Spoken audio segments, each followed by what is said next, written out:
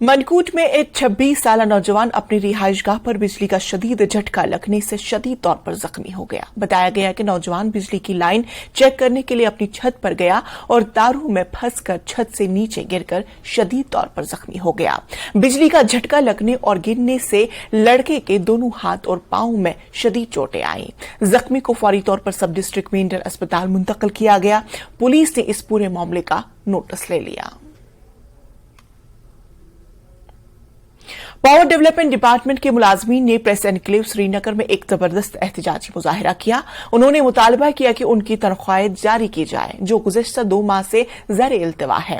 वो एलजी इंतजामिया से अपील करते हैं कि इस मामले का नोटिस ले, इससे पहले कि वो बड़े पैमाने पर एहतजाज के लिए सड़कों पर निकल आए। तो ये बताइए मसला क्या है? आप लोग आज प्रेस कॉलोनी में प्रोटेस्ट कर रहे हैं, आपका कहना है कि सैलरीज नहीं मिली है।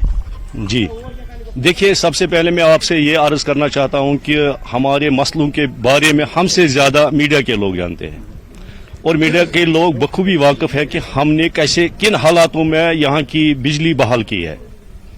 मगर अफसोस की बात यह है, जब डिपार्टमेंट को कॉरपोरेशन में तब्दील किया गया तब उस वक्त हमारे से वादा किया गया, ऑर्डर भी इजरा किया गया कि आप डेपुटेशन पे इस कॉरपोरेशन में हैं, आपको कोई प्रॉब्लम नहीं होगी।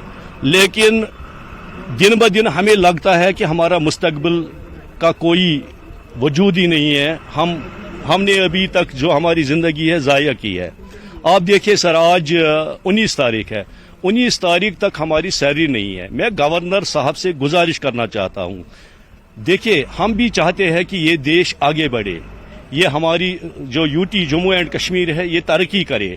हम चाहते हैं कि हम लोगों की खिदमत करें। लेकिन सर मेरा एक छोटा सा रिक्वेस्ट है, जब मैं ड्यूटी पे निकलता हूं अपने इलाके में ड्यूटी देने के लिए कम से कम मुझे 150 रुपया किराया लगता है, मतलब इलाके में जाने के लिए, घर से नहीं, इलाके में जब मैं पहुंचता हूं वहां से 150 रुपया किराया लगता है।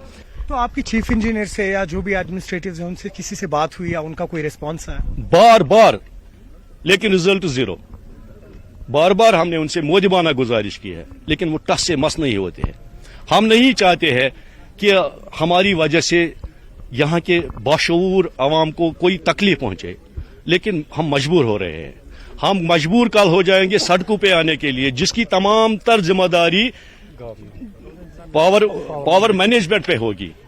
गवर्नर साहब यहाँ अच्छे तरीके से देख रेख कर रहा है, यहाँ के सिस्टम को चला रहा है।